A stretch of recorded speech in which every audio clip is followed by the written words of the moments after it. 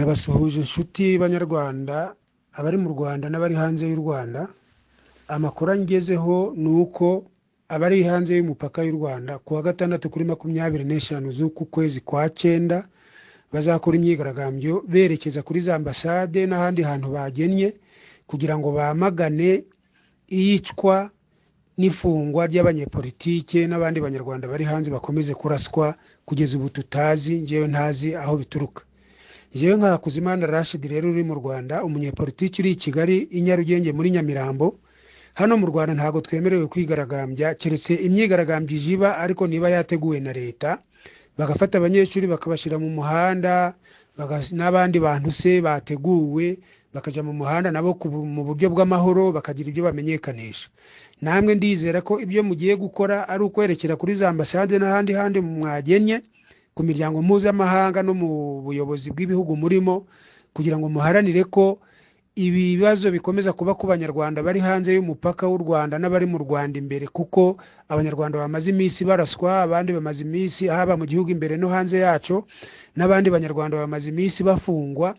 Nje mu by'ukuri hano nta kindi kintu nakora uretse kubabwira ko mbashigikiye, kuko imyigaragambyo yanyu ari iy'amahoro niyo gusaba ko abanyarwanda twakumvikana tudakomeje guhangana. Abanyepolitike bari mu magereza n'abapfira mu magereza, abanyepolitike baheze hanze y'u Rwanda, abanyepolitike bari mu Rwanda bari kujujubwa bagashinga amashaka ntibyemere, byagaragara ko bagiye gushinga amashaka bikumvikana nabi bakabafunga. Aha navuga nka Ingabire Victoire Umuhoza, Darfu Murinzi byarananiranye, navuga nka Kayumba, Dr Kayumba Christopher atangarije ko nawe azashinga ishaka, byari byarananiranye ariko bamushizeho ubagiye kuburana icyaha ngo cy'ubusambanyi yakoze nyuma y'imyaka 5. Abo bose nabavuga, ariko nanje nihereyeho kuva muri 2006 nari muri gereza, nsohokamo 2014 na n'uyu munsi sindamenyeshwa imikirize y'urubanza, kandi nari nafunzwe nzira ko nashatse kunga perezida wa Repubulika Bizimungu Passer na perezida wa Repubulika Paul Kagame. Iyo myaka yose 8 nayimaze mu magereza ndi ku matortire. Nkaba mbashigikiye jewe rero nta zindi mbaraga mfite nakora, muranzi neza aho ndi hano mu Rwanda ngerageza kugaragaza ibitagenda neza ngo bikosorwe. Cyakora ngashima ko wenda ubu ngubu ngenda numvuga gahoro gahoro, nubwo biba bigoye kandi shizwaho iterabwoba. Murabizi ukuntu RIB yampamagaye ku gitutu cyinshi, ariko ndashima Imana ko ndi hanze ya gereza, ni ukuvuga ngo ndi mu Rwanda ndi kumwe n'abana banje n'umugore. Mwe rero mushobora kwinyagambura mukaba mwabwira isi ko mu Rwanda dukeneye demokarasi n'ubwisanzure mu gutanga ibitekerezo, dukeneye gukora politike. Ndabashigikiye, ndi kumwe namwe. Aho muraja kuri ambasade mwumve ngo Hakuzimana Rashid turi kumwe, kandi leta ntibibone nabi aho mugiye gukora imyigaragambyo. Ndabizi ni mu mahoro, ni ukugira ngo abanyarwanda bari iburyo n'abari ibumoso twumvikane tudakomeje guhangana. Nk'uyu munsi kuwa 4, uyu munsi kuwa 4 imyigaragambyo muzabikora kuwa 6. Uyu munsi kuwa 4 hari abaturage barasiwe ku Gisenyi 3 barapfa bazize ko ngo bari bavuye gushaka fraude ya caguwa muri Zaire, ariho muri Kongo, muri Repubulika Iharanira Demokarasi ya Kongo. Ntago byumvikana ukuntu hano mu Rwanda twaciye caguwa tutarakora ikiringiti, nituzi no gukora ikirago, nituzi gukora umukeka. Nyamara mbere y'intambara narinzi ko twagiraga imifuka y'amagunira yitwaga generali. Nzi yuko mbere y'intambara twakoraga ibiringiti byakorerwaga mu Gasyata, ariko uyu munsi ngo twaciye caguwa tudashobora no kwikorera ikiringiti. None niwe umunyarwanda agiye kuyishaka muri Zaire, akaza hakitwazwa ko ngo aje nijoro bakamurasa, ubundi abayingiyeyo bareba he? Mu by'ukuri ndi kumwe namwe, leta ibyumve neza, nta mujinya mfite, nta n'uburakari mfite. Ni uguharanira ko abantu namwe muharanire ko abanyarwanda tudakomeza kwicwa uruhorongo. Hari uwavuze ngo bazaza ngo kuba guhungeta bari hanze, yayo n'amagambo ahari. Ayo yose n'amagambo abanyepolitike bamara kurengwa bakavuga ngo baramena ibiryo by'abaturage, bagashiraho gahunda yo kuhohotera abantu batashoboye kwiga kuko batagize ubitaho. Yaba ari kwirwanaho yavonye udufaranga duke ari kuzunguza ibyo ari kuzunguza, nagara yitiko ndimo nkora, barabifata bakabijana iwabo mu mago, n'abo bantu bakabafunga. Muri gereza y'Igikondo yitiriwe gereza ya Kabuga buzuyemo rwose. Ni ukugira ngo niburaho muri namwe muzamurijwe nkuko nanje hano narizamuye, mureke dufatanye kugira ngo na leta iriho yumve yuko akarengane gakwiye kurangira. Abanyarwanda turi beza, tugakundana. Ibyo guhora twicana, duhigana, twangana, iyo mishinga abahutu bateguye yo kurangiza abatutsi yarapfubye. Niyo abatutsi bazategura cyangwa bateguye yo kurangiza abahutu nayo ni ipfube. Tubane mu mahoro, tubane nta ukeka undi, ibintu birangire. Dukora ubushakashatsi, dufite ubwenge, dufite imbaraga, dukora ubushakashatsi natwe tugira icyo twakora. Birambabaza kubona n'agati ko kwihanaganyura mu ryinyo tuja kukavana mu Bushinwa. Imana ibahoro, Imana y'amahoro ibaha amahoro n'umugisha aho muri naho mugiye kwigaragambya, kandi Imana iha n'abanyarwanda bari indani mu gihugu amahoro. Bityo mbifurije ko ibyo mugambiriye sezeranije ugiye kubureba uburyo abaturage bari bishimiye mu nyakubahwa Perezida Paul Kagame yari ku kibuga cy'indege, ndetse hanabaye ibirori bidasanzwe. Mu kanya gato nibwo turaza tubagezaho amashusho y'uko byari byifashe ari ku kibuga cy'indege cya Pemba. Gusa tukivuga ku bijyanye n'uru ruzinduko umukuru w'igihugu cy'u Rwanda ari kugirira mu gihugu cya Mozambique, nibutse ko biteganyijwe ko Perezida Kagame aha ubutumwa bukomeye cyane ingabo z'u Rwanda ziri mu butumwa bw'amahoro muri iyi ntara ya Cabo Delgado, ndetse n'ingabo z'u Rwanda zoherejwe mu ntangiro za Nyakanga umwaka w'ibihumbi 2021. Biteganyijwe ko kandi umukuru w'igihugu agirana ibiganiro na mugenzi we wa Mozambique Philippe Nyusi. Ikindi kandi nuko Perezida Kagame ageze mu gihugu cya Mozambique, by'umwihariko muri no ntara ya Cabo Delgado, nyuma yo kohereza umugaba w'ingabo zirwanira ku butaka Lieutenant General Mubaraka Muganga tariki ya 18 Nzeri 2021. Ni mu ruzinduko rw'iminsi ine yose uyu musirikare ukomeye cyane hano mu gihugu cy'u Rwanda yari yagiriyeyo, nawe rero akaba yarasuye ingabo z'igihugu cy'u Rwanda. Ngira ngo rero reka tunakomeze tugaruka ku makuru nakugejejeho mu kanya avuga byinshi byimbitse kuri uru ruzinduko, hanyuma nujye kure turaza gukomeza kugenda tukugezaho byinshi bitandukanye birebana n'uru ruzinduko. Aha turavuga ku bijyanye n'amashusho y'ibirori bidasanzwe bibereye ku kibuga cy'indege cya Pemba, uko nyakubahwa Perezida Paul Kagame yakiriwe, ibiganiro bigenda bibaho hagati y'impande zombi, ndetse n'ikiganiro by'umwihariko umukuru w'igihugu cy'u Rwanda agirana n'ingabo z'igihugu cy'u Rwanda, n'andi makuru menshi agaruka kuri ruzinduko. Byose turaba tugenda tubikugezaho mu byiciro 5 kuri 5. Ntujye kure rero, usiga igitekerezo cyawe aho hasi, ukanda like, subscribe kugira ngo ukomeze kubana natwe no muri ayo makuru yose. Ni mu ruzinduko rw'iminsi 2. Reka rero tudatinze tubanze turebere hamwe ibijyanye n'aya makuru ku buryo buvunaguye, hanyuma rero muraza kunyemerera ibijyanye n'aya makuru ku buryo burambuye tuze gukomeza kugenda tubiganiraho, tunabibagezaho nk'ibisanzwe 5 kuri 5. Muri iki gihe kingana n'iminsi 2 umukuru w'igihugu cy'u Rwanda agiye kugira uruzinduko rw'iminsi 2 muri kiriya gihugu cy'inshuti. Ni Perezida w'u Rwanda Paul Kagame akaba amaze gukandagira Mozambique, aho yagiriye uruzinduko rw'iminsi 2 nk'uko bimaze gutangazwa n'ibiro bya Presidence bishinzwe itumanaho.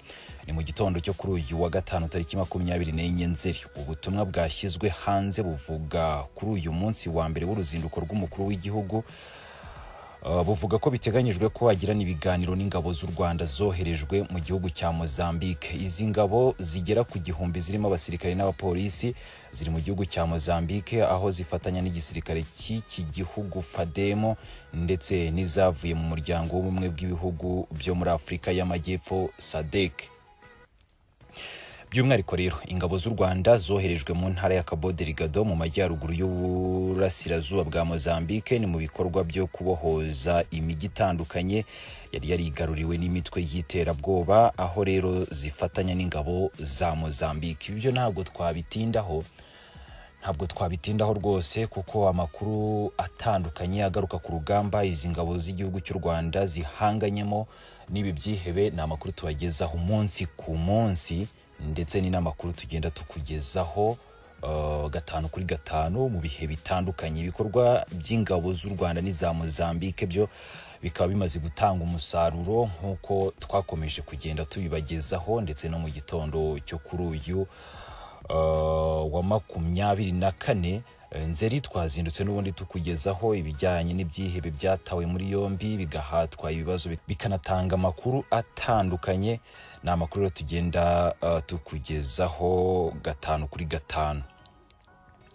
Ikindi rero wamenya nuko hari imijyi itandukanye yamaze kuvanwa mu maboko y'iyo mitwe y'iterabwoba, irimo rero nka Masimbo da Praia, irimo nka Paruma n'indi mijyi itandukanye tutagarukaho. Ni muri uru ruzinduko kandi umukuru w'igihugu cy'u Rwanda nyakubahwa Perezida Paul Kagame aragirana ibiganiro na mugenzi we wa Mozambique Filipe Nyusi, biza rero gukurikirwa n'inama ihuza amatsinda y'abahagarariye ibihugu byombi. Bikaba byumvikana ko rero nyakubahwa Perezida Paul Kagame ntabwo yagiye wenyine, ahubwo yajyanye n'itsinda ry'abandi bayobozi b'igihugu cy'u Rwanda. Biteganyijwe ko kandi aba bakuru b'ibihugu bakurikirana igikorwa cy'isinwa ry'amasezerano y'ubufatanye mu nzego zitandukanye kandi bakagirana ikiganiro n'abanyamakuru. Uwo nawo n'undi muhango turaza kuba tubagezaho nk'ibisanzwe. Naho rero ku munsi wa kabiri w'uruzinduko rwe, Perezida Kagame azifatanya na mugenzi we Filipe Nyusi mu birori by'umunsi w'ingabo bizabera kuri stade iherereye ahitwa Pemba nyara mu gihugu cya Mozambique. Ibi byose 5 tuzaba tubibagezaho nk'ibisanzwe hano kuri Rwanda Update. Icyo ukora ni ukuba ukomeza kubana natwe 5. Reka noneho rero tubanze dukomereze no mu yandi makuru akomeje kuvugwa hano mu gihugu cy'u Rwanda. Ni amakuru agaruka ku bijyanye na cyamunara ya hoteli yo kwa Rwigara uyu munsi. Hanyuma mu kanya gato cyane rwose nibwo rero nza kugaruka noneho turebera hamwe ibijyanye n'uru ruzinduko rw'umukuru w'igihugu cy'u Rwanda ku buryo kuri mu karere k'ibiyaga binini tuyahere mu Rwanda. Kuri wa gatanu i Kigali hategekanijwe cyamunara yo kugurisha hoteli y'umuryango wa Assinapol Rwigara. Sentare nkuru y'ubucuruzi yemeje ko iyo nzu igurishwa kubera umwenda uvugwa ko uwo muryango ufitiye banki yitwa Koje Bank. Umuryango wa Rwigara uvuga ko atamwenda ufitiye iyo banki kandi ko bifitiye ivyemezo bigaragara. Urubanza gukunguruza rusaba ihagarikwa ry'iyo cyamunara rwari rutegekanijwe ejo ku munsi wa kane, wimuriwe ku wa mbere, ariko cyamunara iraba kuri uyu wa gatanu. Adeline Mukangemanyi Rwigara yabwiye umumenyesha makuru Venuste Nshimiyimana ko batangajwe n'iyo ngingo. Twabyakiriye nabi, byatubabaje cyane, ntabwo twabyumvise, ntabwo byumvikana. Niki kitumvikana muri ibyo? Ikitumvikana nuko urubanza barwimuye cyangwa se nuko inzu iri bugurishwe kandi ubujurire butumviswe? Nuko inzu iri bugurishwe kandi ubujurire butumviswe, kandi twarajuriye mu gihe gikwiriye. Hari impamvu mwahawe n'ababishinzwe? Navuganye na Wisi ejo mubwira yuko nari maze kumenya, ariko ari mu magambo ntitwigeze tubimenyeshwa, ntitwandikiwe, ndetse n'avoka nawe ngo ntiyabimenyeshejwe, niwe wakurikiranye. Mvuganye na Wisiye ambwira ko cyamunara ihari, maze kumubwira yuko urubanza rwacu rwimuwe rwahizwe mu cyumweru gitaha, arambwira atari ko tuzagurisha. Ndumirwa. Uyu munsi ngerageza kujya ku rukiko, jye n'umwana n'umuhungu wanjye twagiye ku rukiko tujya kureba, n'avoka yari ahari, hari urundi rubanza yaburanaga uwo wacu, atubwira yuko nta handi afite kubaza, ngo bikemurwa n'inkiko, kandi babishyize ku wa mbere nawe atabimenyeshejwe kundi. Mbese ntacyo nabona mvuga pe. Abo bacamanza babyemeje ntabwo bagaragara, nta muntu ushobora kubabona ngo babaze ibisobanuro byerekeranye n'icyemezo bafashe? Awe kuko Wisi yari yambwiye yuko uwakemura iki kibazo ari umucamanza, ko ari ubucamanza bufite ubujurire, ariko twavuganye na avoka atubwira ko nawe ubwe umucamanza urufite atamuzi, yuko nta hantu afite kubaza na hamwe. Iyo ahagera nawe aba yabajije, nta muntu n'umwe dufite kubaza, ubwo ngo ni ugutegereza ku wa mbere, kandi kugeza cyamunara ejo bizakorwa. None se Madame Adeline Rwigara, magingo aya nk'uko bivuga wabuze umucamanza witabaza, ariko se urakizera ko ubutabera mu Rwanda bushobora gukorwa ukarenganurwa? Birashoboka Monsieur Nshimiyimana, birashoboka kuko ubucamanza kame mu burakora, birashoboka bikoze mu mucyo mukuri babishatse, twarenganurwa rwose, kuko tugomba kurenganurwa, genda byizeye, kuko nta cyaha dufite.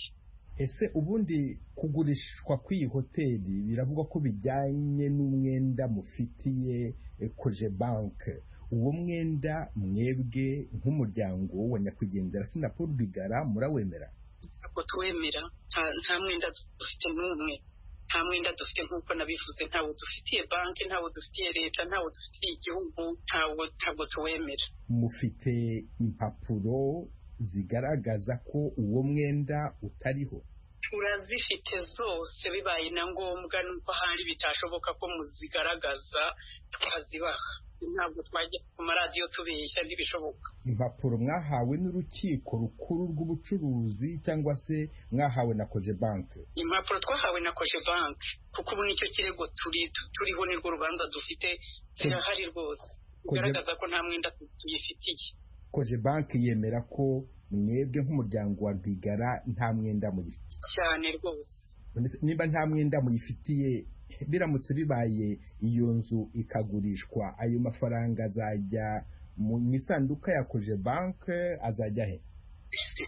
Ibyo ntabwo ndabitekereza, kuko ndatekereza ko kameme batazayigurisha. Madame Adeline Rwigara Mukangemanyi, ndabashimiye cyane ku bw'aka kanya muhaye Ijwi ry'Amerika. Murakoze cyane, witeka bahire. Uwashinzwe kugurisha inzu y'umuryango wa Rwigara, Maître Michel Hitiyaremye, avuga ko igihe atacemezo arabona cy'umucamanza kimubuza kugurisha iyo nzu, cyamunara ibandanya kuri uyu wa gatanu nk'uko byari bitegekanijwe. Yabibwiye Venuste Nshimiyimana. Yego, kubera ko cyamunara ntabwo ihagarikwa n'uyikoresha, ahubwo cyamunara ihagarikwa n'urukiko cyangwa se n'ubundi buyobozi bwari bwaratanze uburenganzira bwo kuyikoresha. Iyo rero nta cyemezo giturutse muri izo, mu ruhande rumwe cyangwa urundi muri izo nzego zibifitiye ububasha, cyamunara irakomeza. Mwaba se mwamenye ko urubanza rw'ubujurire bwatanzwe n'umuryango wa Rwigara rwagombaga kuba kuri uyu wa kane rwimuriwe ku wa mbere ku itariki ya 27? Nta makuru ari nabyita ngo ari officiel ngewe mfite mu nzego izo arizo zose, ahubwo nyir'umutungo ubwe niwe wampamagaye ejo ambwira ko ari urwo rubanza. Ibyo n'urubanza rwa mbere narwumvise mu itangazamakuru. Icyo gihe rero jewe abampaye misiyo, urwego rwampaye misiyo yo kuyikoresha, nirwo mba ntegereje ko rumpa ikindi cyemezo kiyihagarika. Iyo nta kibaye, nkabona icyemezo cy'umucamanza gitegeka ko cyamunara isubikwa cyangwa ihagarikwa, icyo gihe nicyo ishyira mu bikorwa. Iyo rero nta cyemezo ndabona kindi, systeme ya cyamunara irakomeza. Byumvikane neza nk'uko biteganijwe kuri uyu wa gatanu, igihe cyose muzaba mutarabona urwandiko ruvuga yuko cyamunara ihagarara, muzayikoresha. Yego. None se ubwo muramutse mukoresheje cyamunara, tuvuge by'amahirwe, ndabyita by'amahirwe, hakaboneka umuntu ugura iyo nzu kuri uyu wa gatanu, noneho urukiko ku wa mbere rukavuga yuko iyo nzu itagombaga kugurishwa, ubwo ngubwo byagenda gute? Wayiguze yayisubiza, bigenda gute? Ibyo ntabwo ari jewe wabijyamo kubisubiza uyu munsi, kuko yaba ari ugukora speculation ku kintu kidahari. Icyo gihe rero nk'umunyamategeko ahubwo ntegereza ko ikintu kiba, sinkorere kuri za supposition. Icyo gihe icyaba n'ubundi cyazagenwa n'umucamanza. Ariko se birasobanutse ko urubanza rw'ubujurire burebana na cyamunara yari iteganijwe rwaba nyuma y'iyo cyamunara nyirizina? Bishobora kubaho. Ubwo se biramutse bibaye, nta tegeko na rimwe riba ryishwe? Iyo hari itegeko ryishwe, haba hari n'urundi rwego ruzatuma iryo tegeko ryongera kubahirizwa. Ni nayo mpamvu urubanza rutarangirira ku rukiko rumwe, hariho ingereko z'inkiko zigenda zisuzuma niba hari amategeko atarubahirijwe. Ni nayo mpamvu urega nawe aba afite uburenganzira bwo kunguruza igihe abona hari akarengane yagiriwe. Maître Michel Hitiyaremye washinzwe kugurisha ingwate y'umuryango wa Rwigara, ndagushimiye cyane kubw'aka kanya uhaye Ijwi ry'Amerika. Ndabashimiye namwe, murakoze. Urakoze Veniste kuri iyo nkuru. Iwanyu mu ntara. Iwanyu mu ntara ni ikiganiro kibashikiriza amakuru avugwa ahanini mu ntara no mu makambi y'impunzi z'abarundi ari muri Tanzania, mu Rwanda, muri Uganda no muri Repubulika Iharanira Demokarasi ya Kongo. Iwanyu mu ntara nakaryo Ijwi ry'Amerika riha umunyagihugu aho aherereye ku gatumba mu ikambi kugira yagira abandi uko abayeho mu buzima bwiwe bwa minsi yose. Iwanyu mu ntara n'icyanyu. Tuyagire mwisanzuye ku Ijwi ry'Amerika. Ni kuva ku wa mbere gushika ku wa gatanu kuva isaha 7 gushika isaha 7:30 z'umutaga. Iwanyu mu ntara, iwanyu mu ntara, iwanyu mu ntara.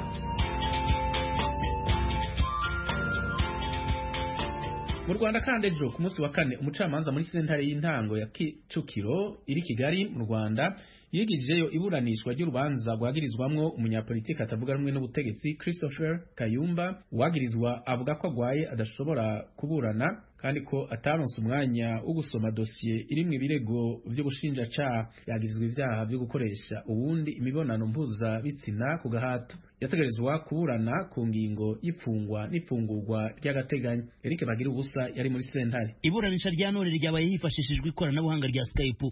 Bwana Christopher Kayumba n'umunyamategeko Jean Bosco Ntirenganya Sefu baburanaga bari kuri kasho ya polisi ya Kicukiro, naho umucamanza ari mu cyumba cy'urukiko rw'ibanze rwa Kicukiro. Kayumba yahise azamura inzitizi z'uburwayi no kuba ataraboneye ku gihe dosiye ikubiyemo ibirego ngo abashe kwitegura kuburana. Yabwiye urukiko ko no mu gihe yaburanaga atarameze neza kuko afite urupapuro rwa muganga rugaragaza ko agomba kwitabwaho mu buryo bw'umwihariko. Yavuze ko muganga yamusezereye kubera ko ubushinjacyaha bwamuhamagaje kuburana. Aravuga ko dosiye ikubiyemo ibirego harimo ibivugwa n'abatangabuhamya bamushinja atanabazi. Ubushinjacyaha buvuga ko kuba Kayumba yarasezerewe na muganga ari ikimenyetso cy'uko yakize, bityo ko atagombye gusaba isubika rubanza. Bwavuze ko mu mabazwa yose yakoreshejwe mu bugenzacyaha no mu bushinjacyaha atagombye kwitwaza ko atazi ibikubiye muri dosiye yabwo. Maître Ntirenganya wunganira umunyapolitiki Kayumba yabwiye urukiko ko ari uburenganzira yemererwa n'amategeko bwo guhabwa igihe gihagije n'ibyangombwa byankenerwa kugira ngo abashe kwitegura kuburana. Uyu munyamategeko yavuze ko aribwo yaragishyikiriza Kayumba dosiye y'ibirego kuko nawe aribwo yarakiyibona kubera ibibazo by'ikoranabuhanga byakomeje kugorana. Urukiko rwabajije Bwana Kayumba igihe yumva yifuza cyamufasha mu gutegura dosiye. Kayumba yasubije ko kubera agomba kusoma ibirego anabifatanya no kwivuza byaba byiza hawe ibyumweru 2 byo kwitegura. Ku ruhande rw'ubushinjacyaha urubanza kwifungwa n'ifungurwa ry'agateganyo rushyirwa mu byiciro by'ibirego byihutirwa, bugasaba ko urukiko rwagera igihe cya hafi. Bwasobanuye ko kuba Kayumba avuga ko muganga yamusezereye kugira ngo abone uko ajya kuburana bidakurikije amategeko. Bwavuze ko muganga yasezereye uregwa kuko yabonaga yakize bigakubitana n'uko urubanza rwagombaga kuburanishwa. Kayumba yahise yakijamba avuga ko ibyo avuga biri ibintu afite ibimenyetso bidashingiye ku magambo ye gusa. We n'umwunganira mu mategeko bizeje urukiko ko baza kurushyikiriza inyandiko ya muganga igaragaza ko agomba kwitabwaho mu buryo budasanzwe. Kugeza ubu Kayumba afite ikibazo cy'uburwayi bw'amaso ndetse no kugira isukari nkeya mu mubiri. Isoko y'Ijwi ry'Amerika ivuga ko ubu burwayi bwe bukomoka ku gikorwa cyo kwicisha inzara muri kasho ya polisi amazemo iminsi, n'imwe mu nzira yo gusaba ubutabera buboneye. Nyuma yo kumva impaka ku baburanyi bombi, umucamanza yasanze ari ngombwa gusubika urubanza. Mu gisa n'icyitonderwa, umucamanza yategetse ko Maître Ntirenganya agomba gufasha Kayumba akamusomera dosiye yose uko yakabaye. Yavuze ko kubera urubanza rufite umwimerere w'imanza zihutirwa rugomba gusubukurwa kuwa kabiri w'icyumweru gitaha. Kayumba yahise asobanuza aho yaba ari muri icyo gihe kuko agomba kwitabwaho mu buryo budasanzwe. Yavuze ko hafungiwe muri kasho ya polisi kwitabwaho uko muganga yabitegetse bidashoboka. Kuri iyi ngingo umucamanza yategetse ko akomeza gucumbikirwa muri kasha asanzwe acumbikiwemo kuko urubanza kwifungwa n'ifungurwa ry'agateganyo rutarafatwaho icyemezo. Bwana Christopher Kayumba n'umunyapolitiki utavuga rumwe n'ubutegetsi buriho mu Rwanda icyarimwe n'umushakashatsi uheruka gushinga ishyaka ritaremerwa mu Rwanda, Rwandizi Platform for Democracy RPD mu mpine. Ubushinjacyaha bumurega ibyaha byo gukoresha undi mibonano mpuzabitsina ku gahato n'ubwinjiracyaha kuri iki cyaha. n'ibyaha bimurega ko yabikoreye wari umukozi we wo mu rugo ndetse n'umwe mu banyeshuri yigishaga muri kaminuza y'u Rwanda. Bimwe bihera mu mwaka w'ibihumbi 2012 nubwo ataraburana imbere y'umucamanza kuri ibi birego. Mu bihe bitandukanye mbere yo gufungwa, Kayumba yakunze kumvikana cyane kuri za televiziyo zikorera ku muyoboro wa YouTube ahakana ibirego. Kuri we, Kayumba afata ibirego byose akabyita propaganda iciriritse igamije kumuharabika, akibaza impamvu ibyo byose byazamutse nyuma yo gutangaza ko ashinze ishyaka rya politiki. Ni ku nshuro ya kabiri umunyapolitiki Kayumba afungwa kuko kuva mu mpera za mwaka wa 2019 kugeza mu mpera za 2020 yafunzwe aregwa guteza umutekano muke ku kibuga mpuzamahanga cy'indege cya Kigali nyuma yo kujuririra igihano yahawe kuko avuga ko nta urukiko rwagishingiyeho. Urukiko rwajuririwe rwategetse ko icyemezo kigomba guhama uko kiri, niko kwandikira urukiko rukuru asaba gusubirishamo urubanza ku mpamvu z'akarengane. Yafunzwe atarabona igisubizo kuri iyi ngingo. Kuva yashinga ishyaka, Kayumba yumvikanye kenshi atarya umunwa mu kunenga imigenzereze y'ubutegetsi buriho mu Rwanda. Akiva muri gereza mu ntangiriro z'uyu mwaka, yandikiye ibaruwa ndende ifunguye Perezida Paul Kagame asa n'umutungira agatoki aho abona bitagenda byagombye gukosorwa mu nzego zitandukanye zigize ubuzima bw'igihugu. Muri iyo baruwa atigeze ahabwaho igisubizo, hari aho Kayumba yibutsa ko haciye imyaka myinshi imyumvire abaturage bafite ku butegetsi mu Rwanda idahinduka. Akavuga ko batakwiye kubona ubutegetsi nk'umubyeyi wabo, ahubwo bagombye kubona ubutegetsi nk'umukozi wabo uhembwa imisoro yabo. Kayumba yatawe muri yombi ku itariki ya 9 z'uku kwezi kwa 9. Mbere habanje gufungwa Bwana Jean Bosco Nkusi haciye icyumweru batangije ishyaka. Uyu yari ashinzwe ubukangurambaga bw'ishyaka. Urwego rw'ubugenzacyaha buvuga ko yari ari mu gaco k'abajura. Urubanza rwimuriwe ku itariki ya 28 z'uku kwezi kwa 9. Bagira ubusa ijwi rya Amerika i Kigali. Urakoze Eric. Turabasuhuje bakunzi banywanyi b'ijwi rya Amerika. Dukomeze dufatanye kubona amakuru agezweho kandi yizewe twasangiza abatwumva. Kubera iyo mpamvu turabasaba kutugezaho amakuru, amafoto n'amashusho mubona aho mutuye, aho mukorera, aho mwiga n'aho mugenda. Mwatugezaho n'ibitekerezo hamwe n'ibyifuzo mufite byadufasha kubanogera. Mwakoresha urubuga rwa Facebook VOA Radio Yacu cyangwa nomero ya WhatsApp ikurikira: akamenyetso ko guteranya 1 2 0 2 4 4 1 9 9 3 1. Ijwi rya Amerika ni radio yanyu.